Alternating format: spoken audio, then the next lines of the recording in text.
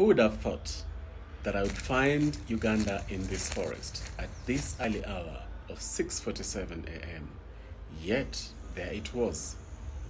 Not the country itself, but Obugia ugandensis, the tree that is commonly known as Ugandan greenheart. Known in Kikuyu language as Muthiga, this is a tree that the upmarket leafy suburb of Muthaiga is named after. I smiled at the Muthiga tree's pale green scaly bark as I cycled past it. Then I saw several others in front of me to my right. It was 6:17 a.m. and I was all alone with the Ugandan greenheart trees. I rounded a corner and saw a bushback antelope lingering on the edge of the forest, just a meter away from the footpath. Its ears were alert, its legs poised to flee, which is exactly what it did when I came closer. Within moments, it had disappeared into the undergrowth of the forest. Thankfully, to my feasting eyes, another one came into view a few meters ahead. This one had horns, which meant that it was a male, since the females don't have horns. Can you imagine if humans were like that?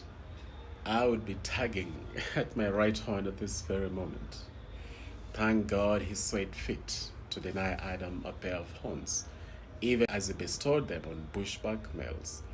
I was having so much fun hanging out with the Muthiga trees, plus other trees whose names I didn't know yet, and two bushback antelopes. I arrived at the slope that leads down to the waterfalls and alighted from my bike. A minute later, I was at the small wooden bridge that crosses over Karura River. At that moment, I thought of Wineza, my lovely Rwandan friend.